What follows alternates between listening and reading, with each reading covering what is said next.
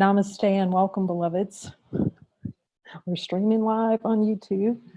Okay, one more thing I just need to do here so that the beloved mighties can see all of you. Stream it out to our TV set. There we go.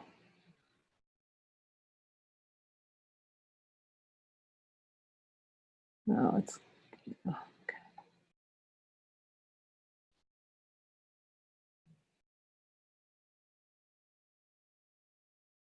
There you are. Full screen, so we see everyone. Oh, thank you for joining us in the holy light of God, actually, in the celebration of our divine light. Another happy day with Jesus, the happy learner with Jesus. Oh my gosh, when that just comes in and you just, all you want, all the heart just calls for is to be that happy learner with Jesus.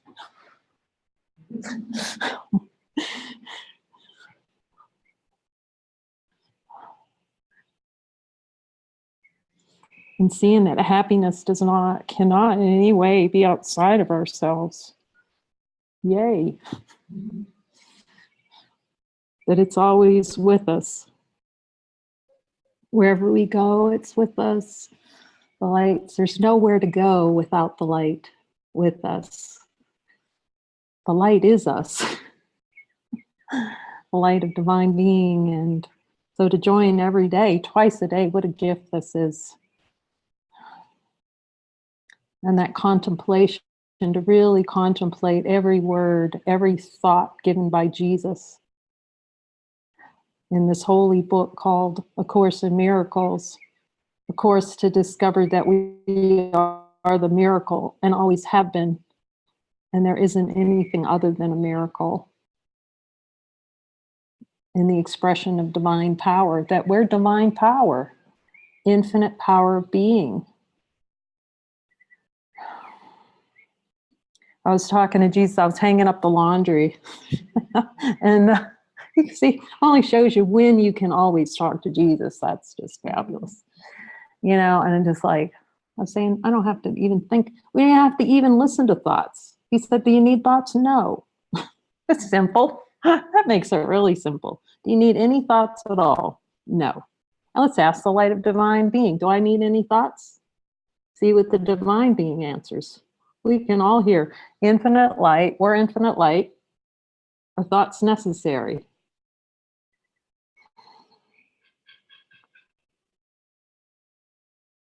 Do they serve any purpose to the divine light?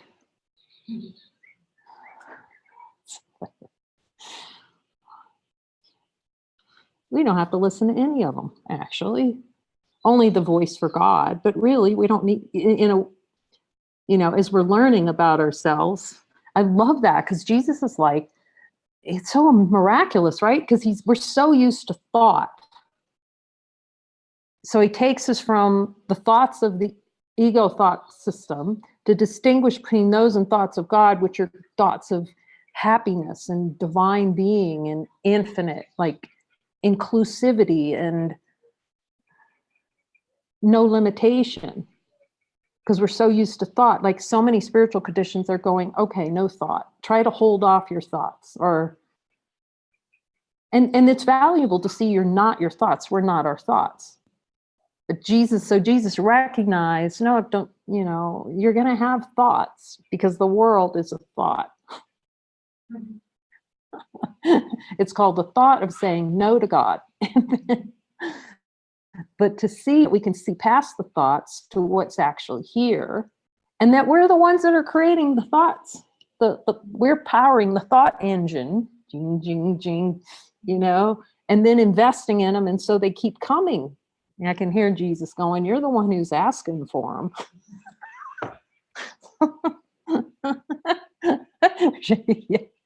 You know, but we're discovering in this joyous way with Jesus that we're the thought engine. Okay, we like them. We like to play in them and dance around with them and move them this way and that way and see if there's another iteration we can use to find peace in it. I was watching my mind. Oh, I could see that. It was a thought trying to find happiness in another thought, or if this set of thoughts works better than that set of thoughts. And it was hilarious. It gets really hilarious to watch the mind trying happiness and thought through little thought formations. You know, if only this was like this, then, you know, the if thens and the, you know, if it could only be another way, and the other way would be another set of thoughts that would make me feel better. Another set. Let me find another set of thoughts. Let me find another way to describe what I think happened. That was another thing I could watch my mind do. Let me find another set of thoughts where what I think happened could be different than it was. And if I could just reorder those thoughts or tell that somebody else something different from what I already said, then it would be okay.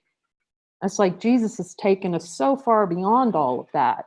Thank you, Jesus, to see that that play within consciousness is the dreaming.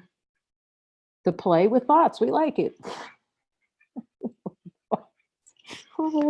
Okay, I like it. It's for me. I don't even know who to talk, you know, to use we, they, because none of it applies. It's like none of the above. You can't even say it. You know, there's no words to describe the light. How do we describe the light? And if we want to describe the light to someone, then the light doesn't go around describing itself, does it? Or it doesn't say, does it say, I am the light? You know, I have seen the light. Those are like those little plays in consciousness. I've done it myself. I can see them, I guess, you know, but I know I'm the light. It's the ego can masquerade as though it knows what the light is. And you know, so Jesus is really teaching us these little subtle ways in which we deny divinity, give it away, because the light just is. But when we stack it up to the light that we're celebrating, and we just look at it and go, yeah, we can see this now, and we see that it's actually not a big deal in a way, you know. And someone said this too, I think Renee said it, you know, and I felt the same way. I was waiting for the lights to go out. You know, when I see that I'm a divine being, you know, there's going to be sparklers and celebration, everything's going to go out. And what we see when we look at the light, it just is like it, you know, because then I could see that desire in consciousness, like the way the ego makes it, what it's going to be like to be awake. It has this is what you're going to experience when you're awake. I don't know, that's the way they played here. I don't know if anybody, you know, it's going to be like this. And it has a whole plan of what awakening is like, rather than it just being this infinite light, like simplicity. That would be too easy, right? So it'd be just like too easy just to go, wow, there's nothing here. And then see the happiness in it. We're so used to that, like everything Jesus says, okay, right. We're so used to following thought and wanting thought, and for thought to mean something, and thought to be true, and salvation's in thought. I can be saved through another thought. That's the ego, is I can be saved if I just have the right thought. So more of them come. So, you know, because there's all this discussion, how do you quiet the mind? Don't have a desire to have thought anymore, you know. See that the light has no thoughts. Does the light try to stop thought? It's like, light just doesn't get involved with thoughts at all, does it? You know, when we look truly, does the infinite light that here get involved with thoughts at all? Like, no, it's just, okay, they may appear. Can't find I just asked Jesus, is there any good reason to have a thought? He says, no.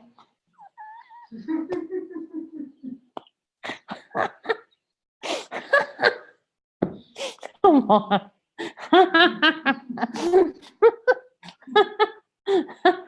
But like I can see there's like that itch, like even thoughts are an itch.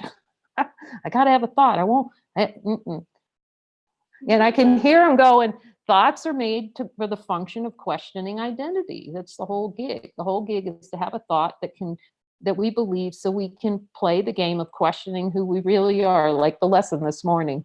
Obviously, I need to learn this. It's coming up again.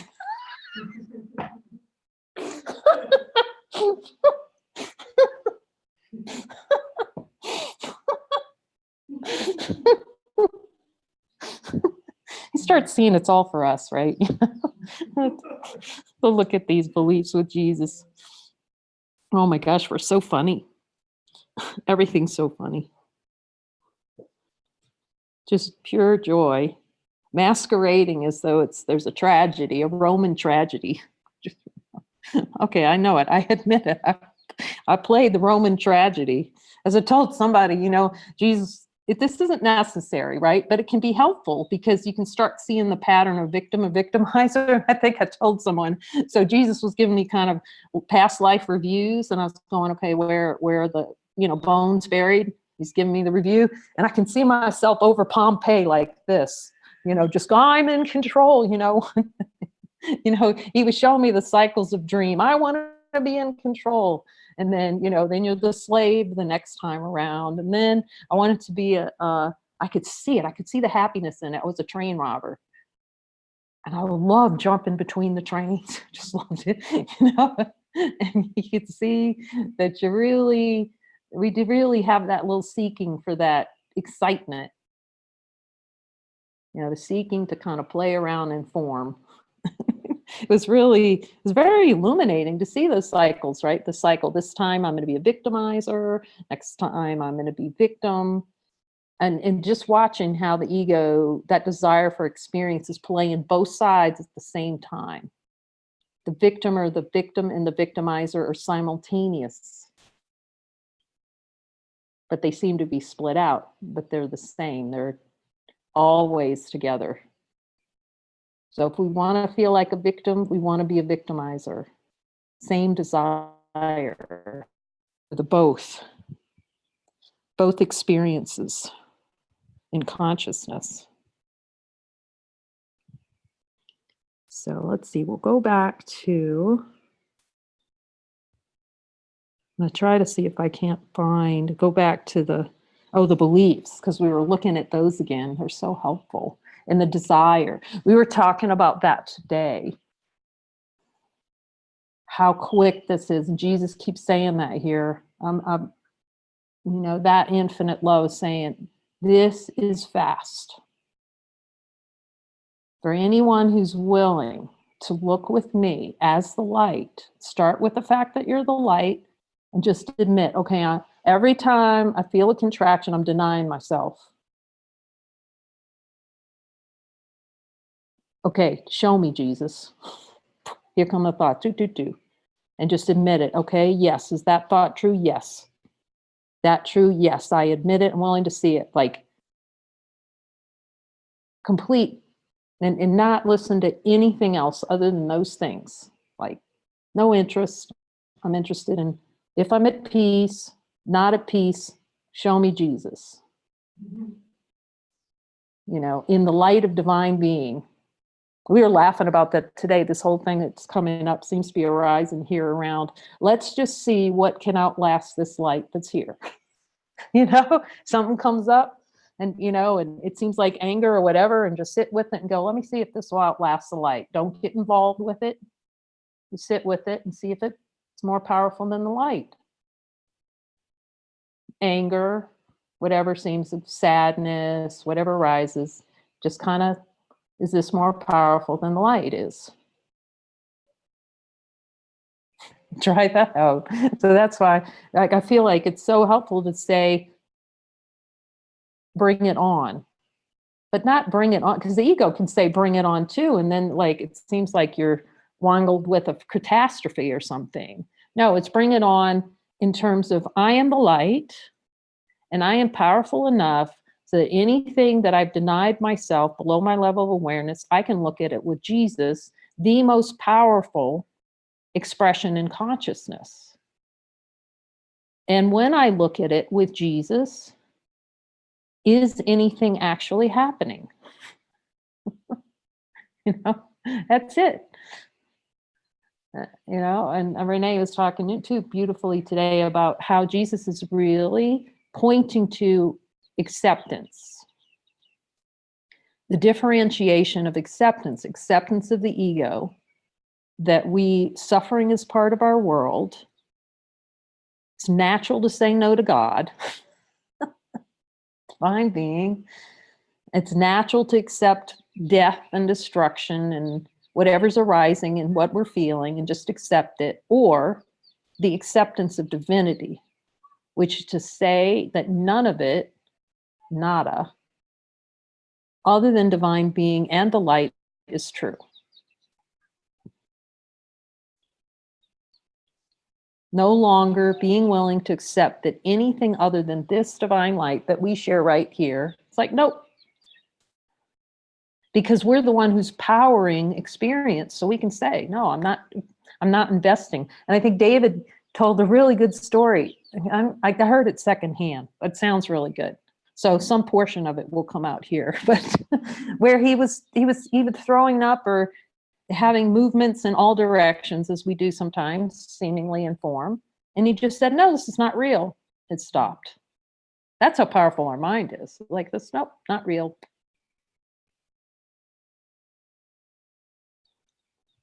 Boy, that's exciting. It's not exciting. It's just joy, actually, beyond exciting. It's infinite. Go for Jesus. Admit everything he's saying is right and be totally happy.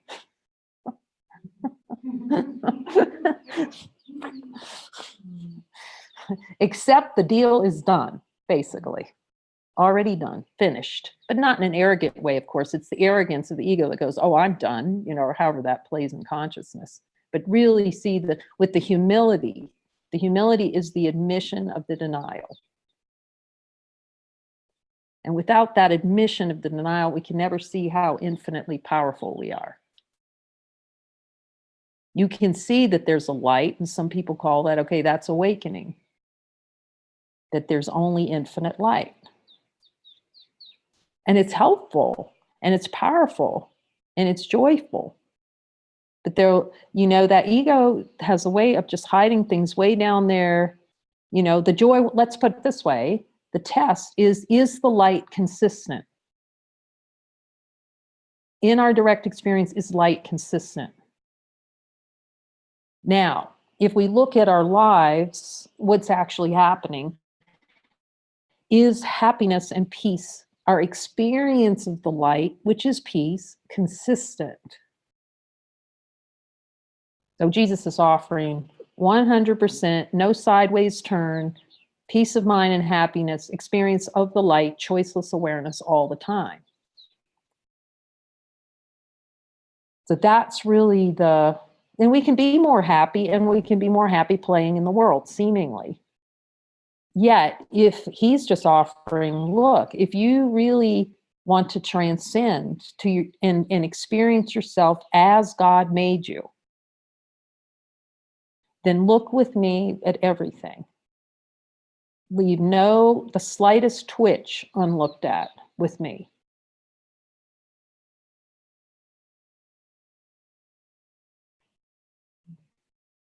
And that feels good to me. So that's what I'll do. Bring it on. Because Jesus, bring it on. Because you realize you're standing with yourself. You're siding with yourself. Ourself. The self as the big S. And let's just see how any idea that can arise in the mind, take that on. Can't, we just see in the light. Can one thought, a single thought, is it more powerful? Are two thoughts more powerful than the light that's here? Can we find that as our experience that a thought, 1,000 thoughts, are they still more powerful than the light? Like, So if there's something subconscious, okay, let it come up. Jesus is saying we're infinite. We're innocent. So I take him at his word. We're innocent. Just look with him. No more guilt. Lay the guilt aside. Guilt is a desired experience. Jesus, do I have any desire to experience guilt? He says yes. Say, okay, I have a desire. Let's just ask him. Any more guilt in there? Jesus, show us.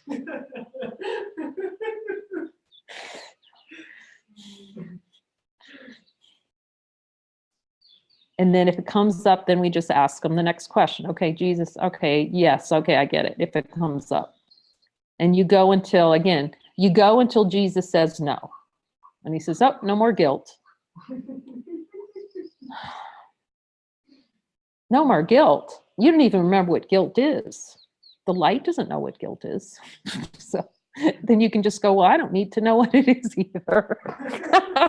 So then we just forget what guilt is totally. That seems easy.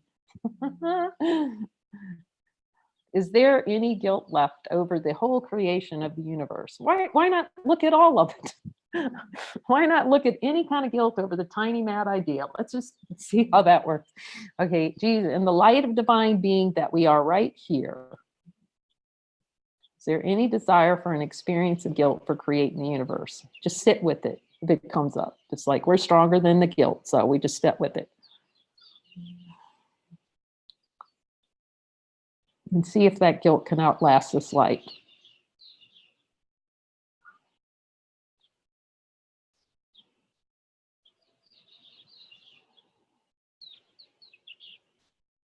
And putting light and guilt, put them together and see what happens. Let's just put that feeling of guilt with this infinite light and see what's left.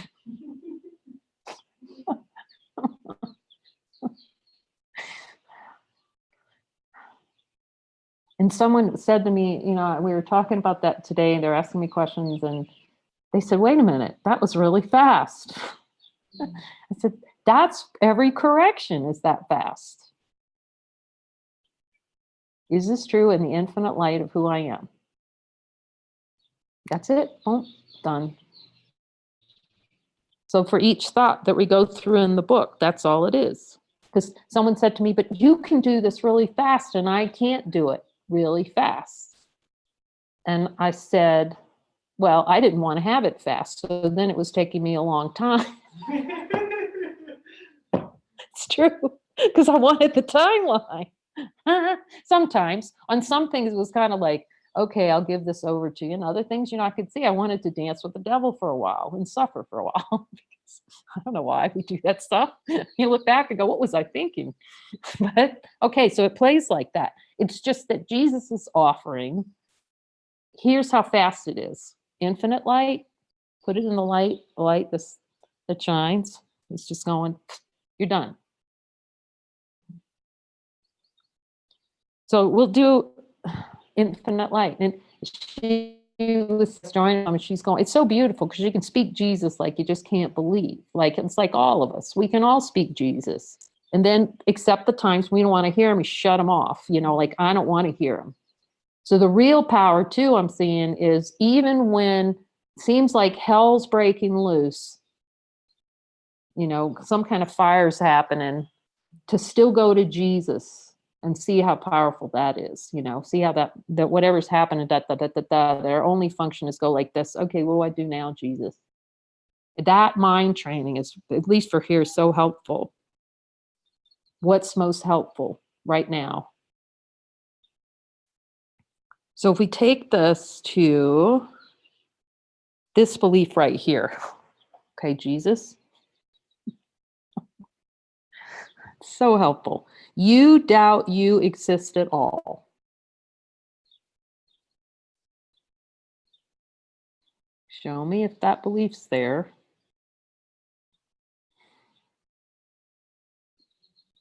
You desire an experience in which you doubt you exist at all. I'm willing to see the desire.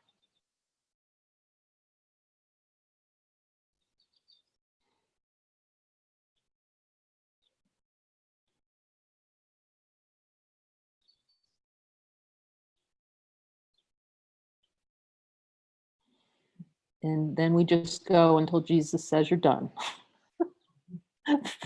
Put the flip side on. Am I done yet, Jesus? And I just listen to him. Okay. Just say, okay, Jesus, is there anything else I need to see here around doubting my existence?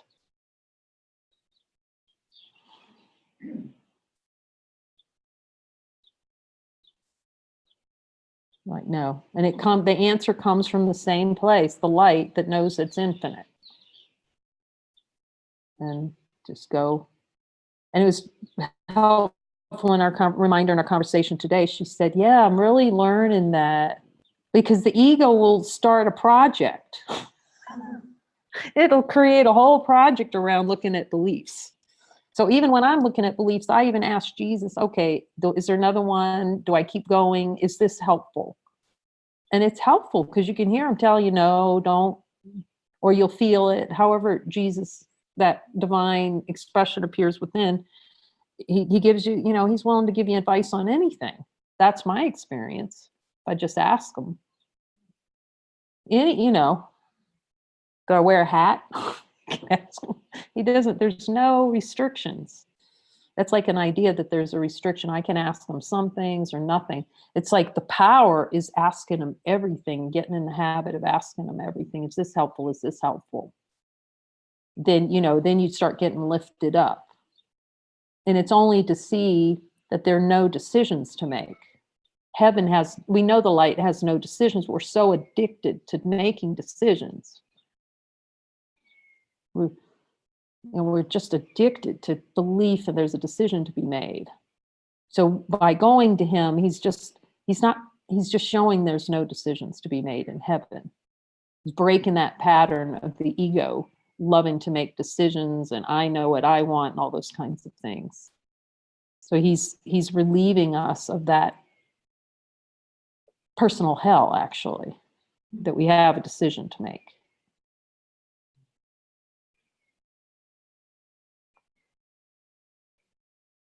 Here's a good one to look at with Jesus too, that other belief.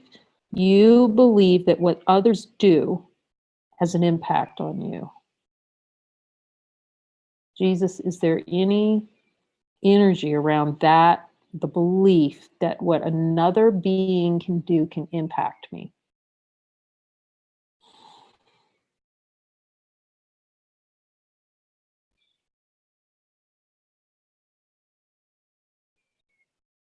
Thus, you desire an experience that what others do or do not do has an impact on you.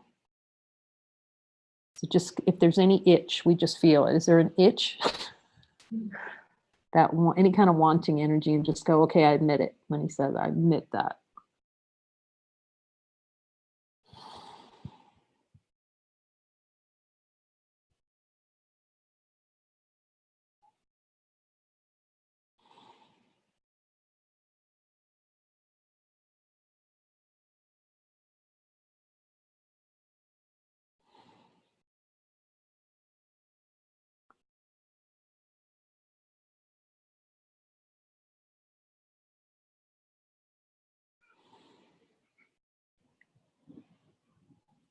Is there any desire to deny myself love through an experience that what others do or do not do impact me?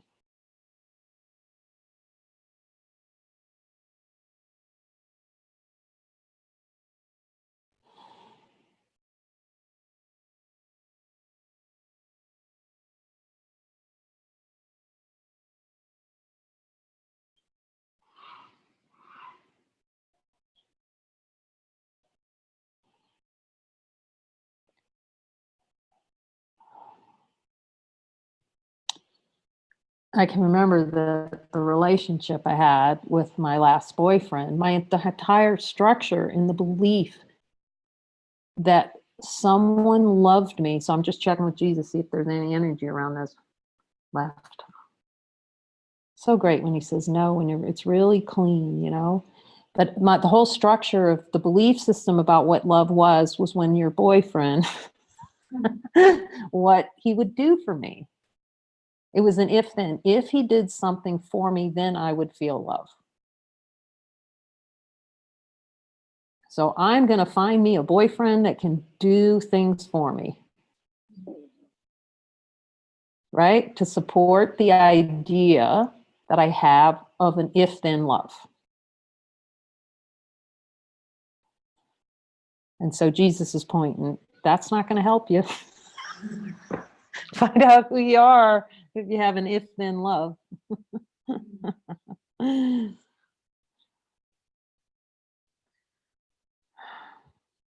And it was funny because I did call him. I hadn't talked to him about before. And there's still a great love. You know, he didn't practice the course, so he had no interest whatsoever. But I just took everything Jesus was teaching me right to the, you know, because he wouldn't do anyway. He had no interest in a romantic relationship. Like Jesus gave me one that would just really cut that, cut the specialness right in the nub. And there was a lot of screaming and yelling over that. Let me, you know, don't take away my specialness. But, you know, so there was tremendous love and appreciation for him still, even because I would just look at all the thoughts, you know, which is the demonstration that we don't necessarily have to have a partner that does, you know, that's a demand too. I have to have a partner that's going to, you know, because it's demanding that someone else forgives, right? And that they're going to be the other being, you know, that somehow I'm not going to take responsibility till you take you know, that kind of thing. When you take responsibility for your thoughts, I'll take responsibility. That reciprocity thing, which he was having none of either. Anyway, so tremendous love. And I thought, oh, I've really looked at this. Of course, then you get the prompt to give him a call. And it was like, oh my gosh. So a bond little, it's like 2 months ago or something, and all the specialness. He's just said a couple of things about my cooking.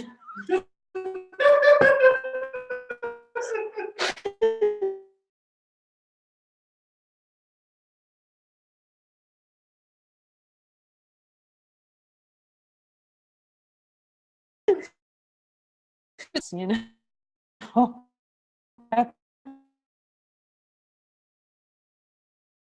this story of that monk, you know, sitting there, I'm just praying, you know, I'm just so zen. The devils can't get me. The devils come. They try to get him. Fine. Little devils are talking. How are we going to get him? Get him to be upset? They couldn't find anything until he had that manicured garden that was so gorgeous that he was going to meditate in. And the devil goes, oh, I know. I'll just put that little twig right there. Puts that little twig on the garden. The guy goes, wow. It was kind of like that. It was a twig moment, you know, and oh, I wanted to project that outside myself so badly. You know, who the hell is he talking to me like that? And, you know, and you just, but then I saw, I didn't want the gift. You know, you like, don't want the gift. I do not want the gift. I want him to be wrong, like so bad. But we just start saying no. I created that to have that experience. You start going immediately. Okay, I wanted that experience of not feeling loved, seemingly through some other thing in form. But it was to get that he was helping me clip off any of the specialness left. Any special expectation. He's coming with the shears.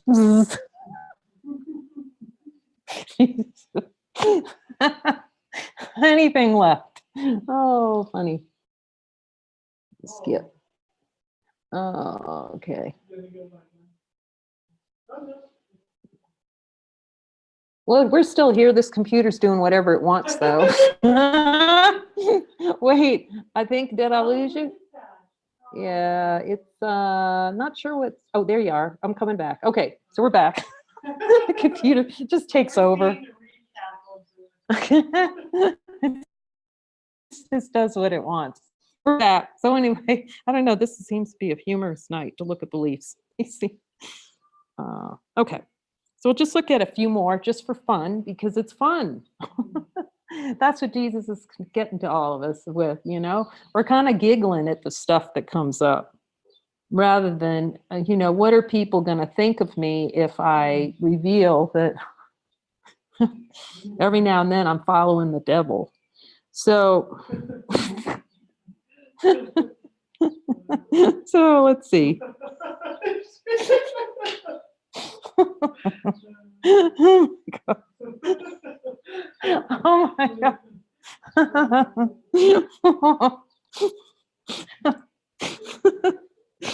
Okay, let's see what else Jesus has for us.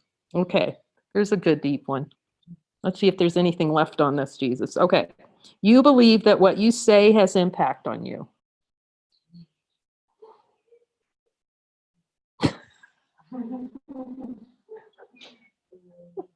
Okay, you desire an experience of what you say having an impact on you, or what you think. Oh, that's a good one. Is there any desire for what I think to have an impact on me? Okay.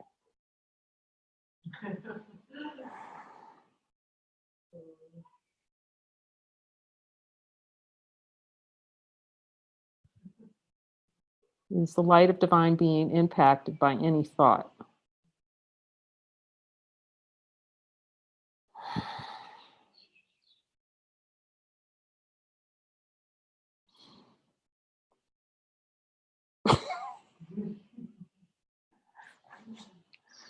Okay. Okay. Is there anything else that I need to look at around the desiring experience of what I say having an impact or think having an impact on me?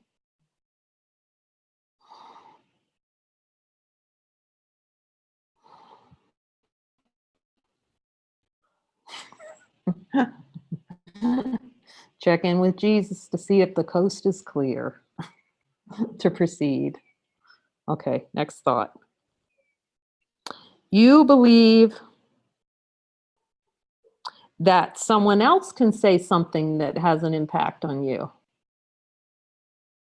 Thus, you desire an experience in which what other people say impact you. Have an experience of that. I'm going to be with any kind of wanting energy on that.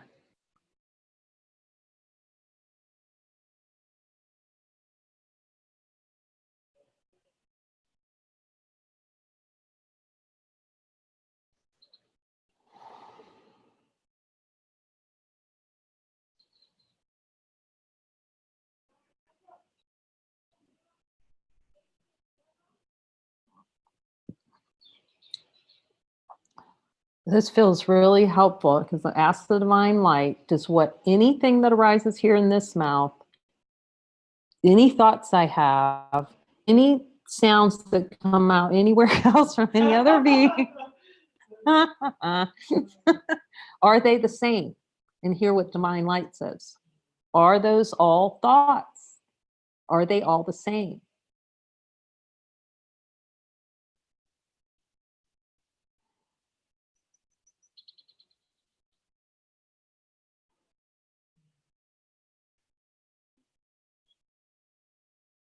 In the light of divine being, do any of those thoughts mean anything whatsoever in our direct experience as light beings? Are they all the same?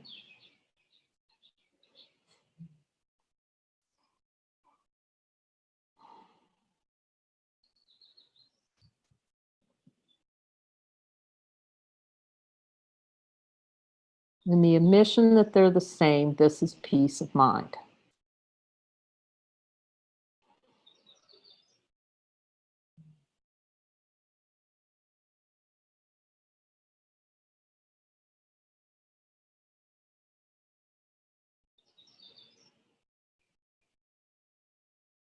I give everything I see, feel, think, all the meaning it has for me.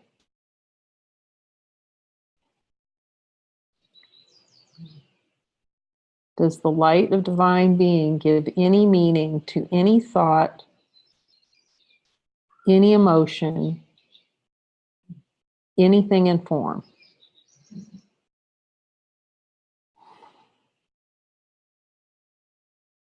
In our direct experience as light beings.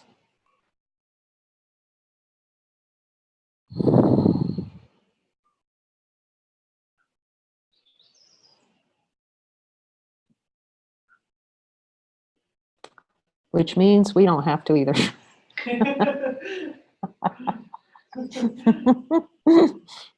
Do we, as light beings, have to give any meaning to any thought, any word, any sound, any thing?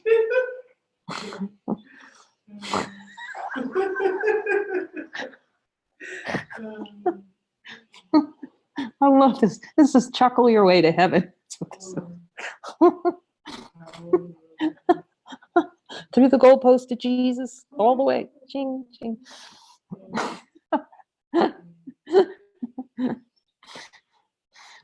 So much fun. Thank you for coming to play in God's garden so we can really enjoy how precious we really are. How really precious and loved by God. We are so loved by God. And how we're just dinking around in consciousness a bit.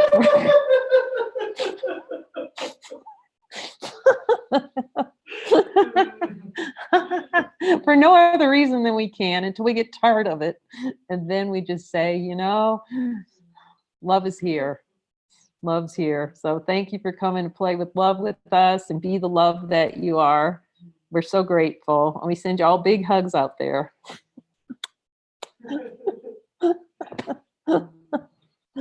Enjoy heaven. Okay.